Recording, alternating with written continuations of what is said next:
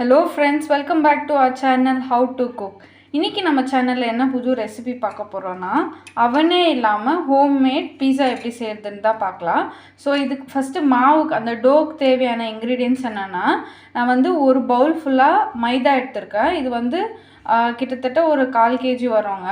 அப்புறம் ஒரு 2 tablespoon of sugar, அப்புறம் ஒரு டேபிள்ஸ்பூன் வந்து உப்பு, அப்புறம் ட்ரை ஈஸ்ட்டுங்க. இது நீங்கள் எந்த ஹோல்சேல் கடையில் கேட்டாலும் உங்களுக்கு கிடைக்கும். ஸோ இதுதான் இதோட pack. Dry yeast, activated yeast வாங்கிக்கோங்க. இன்ஆக்டிவ் ஈஸ்ட் வாங்கினீங்கன்னா அது சீக்கிரமாக ஆக்டிவேட் ஆகாது. அதனால இந்த மாதிரி ஆக்டிவேட்டட் ஈஸ்ட் வாங்கிக்கோங்க. ஸோ இது என்னென்ன மிக்ஸ் பண்ணலான்னு இப்போ நம்ம பார்க்கலாம்.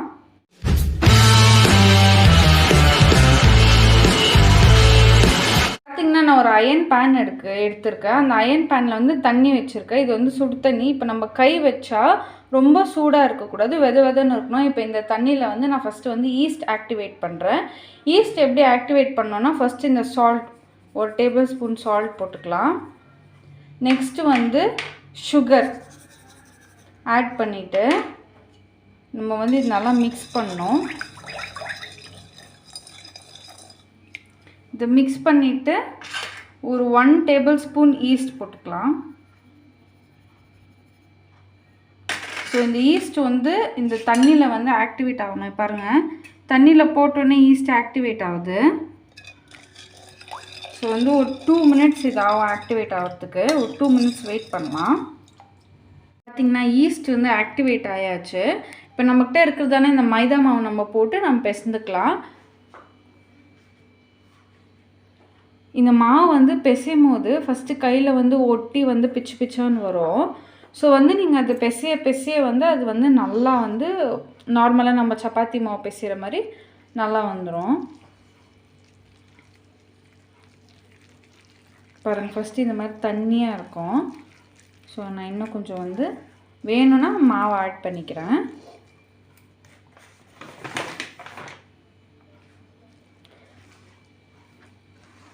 ஸோ இந்த மெஷர்மெண்ட்டுக்கு 4 to 5 பீஸாஸ் உங்களுக்கு கிடைக்கும்.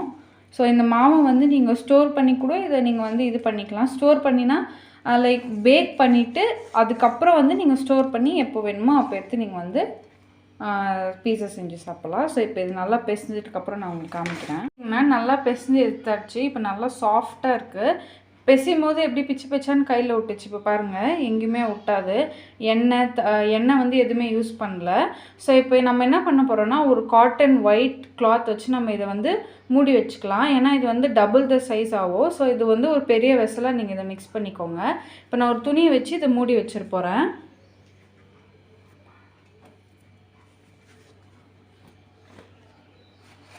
இப்போ நான் கிளாத்தை வந்து வெட் பண்ணிவிட்டு இதில் மூடி வச்சுட்டு போகிறேன். இது வந்து பெருசாகுங்க. நான் இது பெருசானதுக்கப்புறம் உங்களுக்கு காமிக்கிறேன்.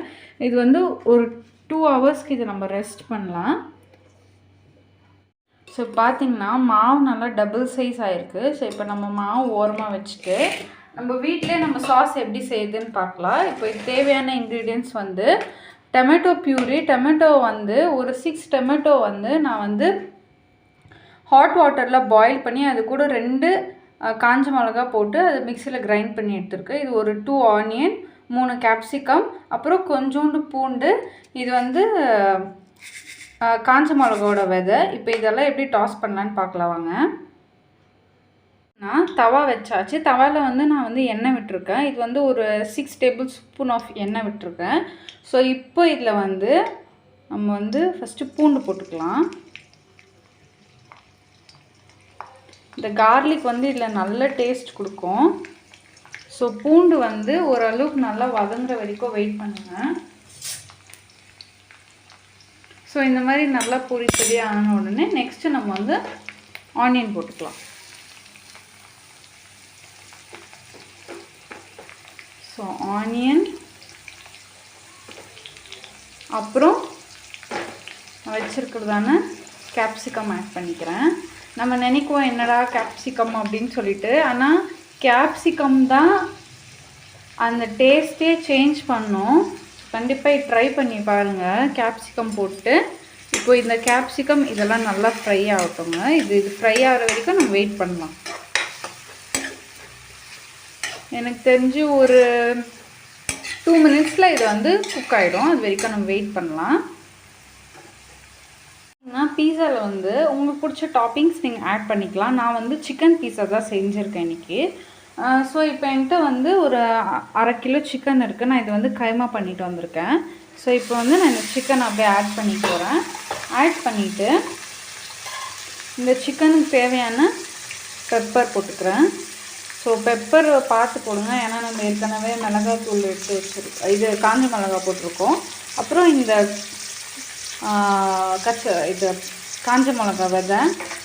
ஸோ இது போட்டுட்டு அப்புறமா இந்த சிக்கனுக்கு தேவையான உப்பு போட்டு நம்ம வந்து நல்லா இப்போ வந்து இது திருப்பி எடுக்கணும். இப்போ சிக்கனே நல்லா தண்ணி விடும். ஸோ தண்ணி விடுற வரைக்கும் நம்ம வெயிட் பண்ணணும்.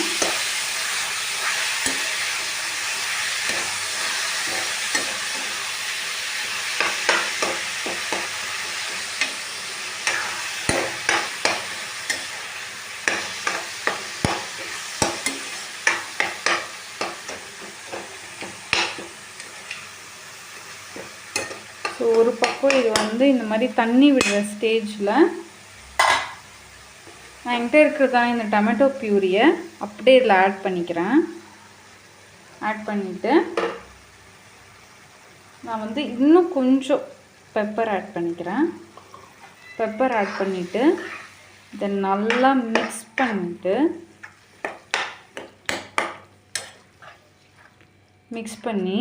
இதை நம்ம நல்லா குக் ஆக விடணும்.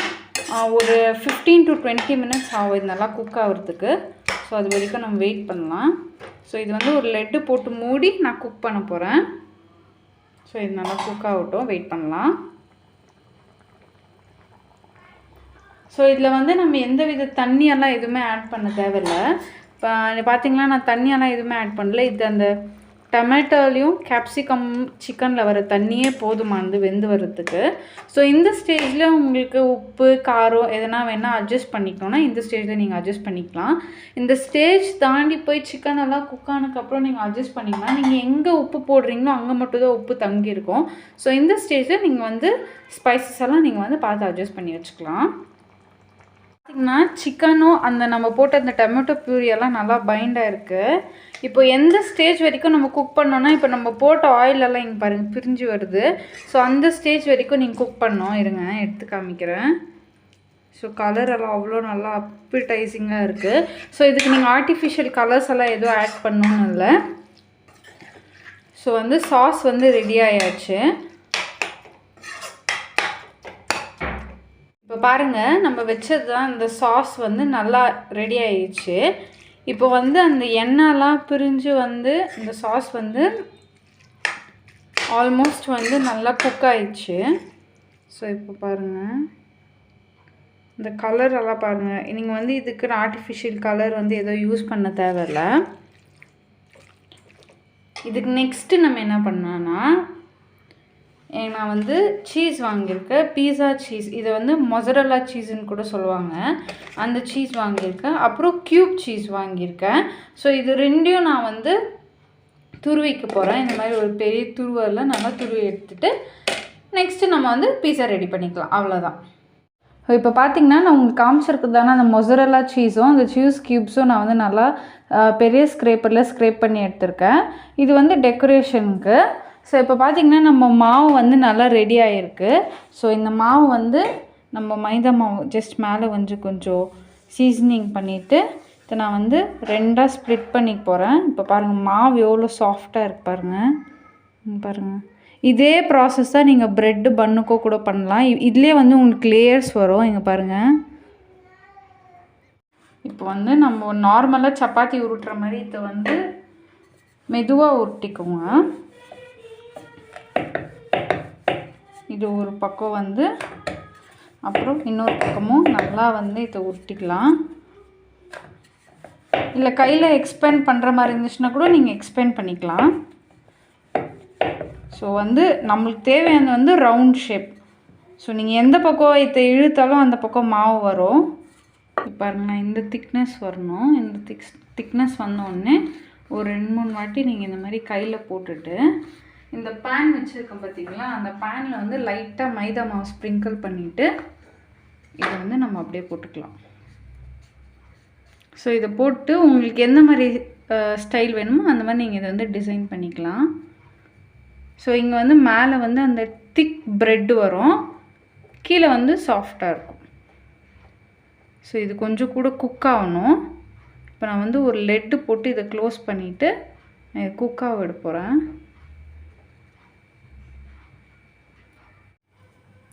ஸோ இப்போ நான் லெட்டு போட்டு ஒரு 2 மினிட்ஸ் வந்து வேக விட்டுருந்தேன்.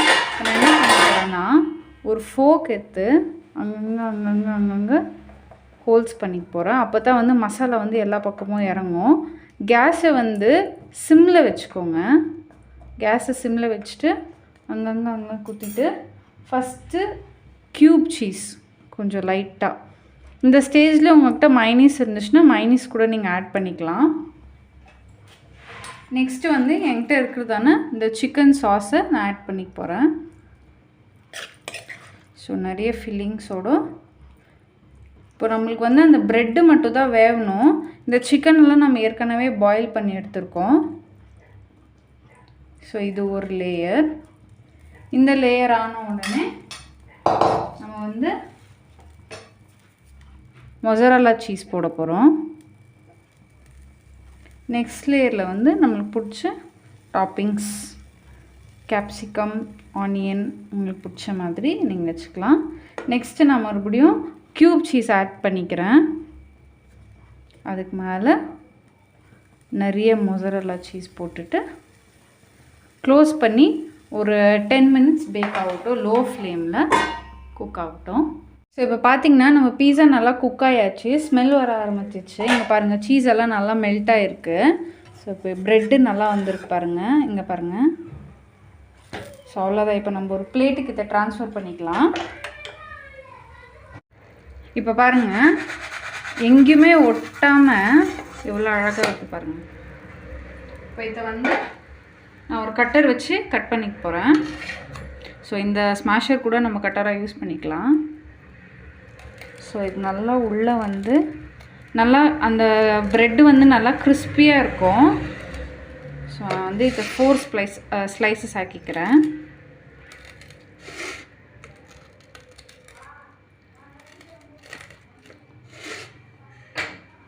ஸோ பாருங்கள் நல்லா அழகாக பிரிஞ்சு வருது. ஸோ நான் இதை ஸ்லைஸ் பண்ணிட்டு உங்களுக்கு காமிக்கிறேன். ஸ்லைசஸாக கட் பண்ணிவிட்டேன். நம்ம டேஸ்டான எம்மியான பீஸா ரெடி. பாருங்கள் இவ்வளோ நல்லா வந்திருக்கு. ஸோ கண்டிப்பாக இதை வீட்டில் ட்ரை பண்ணி பாருங்கள், பசங்களுக்கு ரொம்ப பிடிக்கும், ரொம்ப பட்ஜெட் ஃப்ரெண்ட்லியும் கூட. ஸோ இந்த வீடியோ அவ்வளோதான். பார்த்ததுக்கு ரொம்ப நன்றி. See you in the next video. Until then, tata, bye bye.